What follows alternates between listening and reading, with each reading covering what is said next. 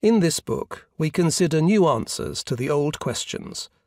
It follows on from the first in this series on the fall of the Roman Empire, called the Roman Revolution, which described Rome's survival through the crisis of the 3rd century and its adoption of Christianity.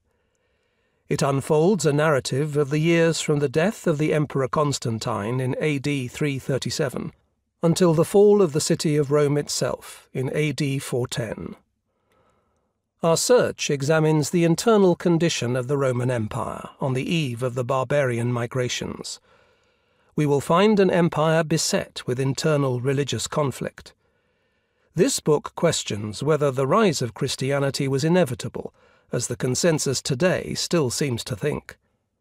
We will focus on the empire of Julian the Apostate and his attempt to turn the clock back and restore the pagan gods, as well as to re-emphasize Roman military might by conquering Persia. He nearly succeeded. His premature death removed the possibility of a very different outcome for the Roman Empire. We will discuss the late Roman army, which in the mid-4th century was still the largest and most effective military organization on the planet, and try to answer the question why, by the beginning of the 5th century, it had collapsed so completely that it could not even defend the city of Rome itself. We will talk about the people in these years as much as the institutions they created or destroyed.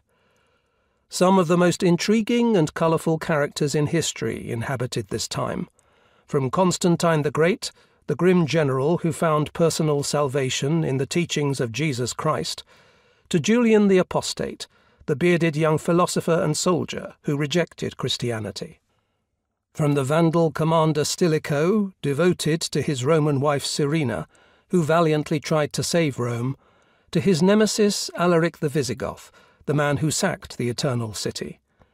And as Rome burned, the characters ranged from the sublime to the ridiculous, from St. Augustine, who felt inspired to write The City of God, a cornerstone of Western thought, to the simple-minded Emperor Honorius, who, when told Rome was no more, thought this referred to his pet chicken called Roma. The history of Rome, and especially its fall, has always fascinated both intellectuals and the popular imagination in the Western world.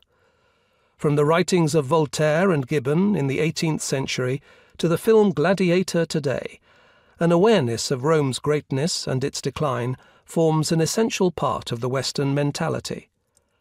As one historian has said, deep within the European psyche lies an anxiety that, if ancient Rome could fall, so too can the proudest of modern civilizations. In particular, many writers have commented on the similarities between Rome and modern America. Two global superpowers, both confronted in their different ways with a rapidly changing world. One distinguished American writer has concluded that Rome can serve as either a grim cautionary tale or an inspirational call to action.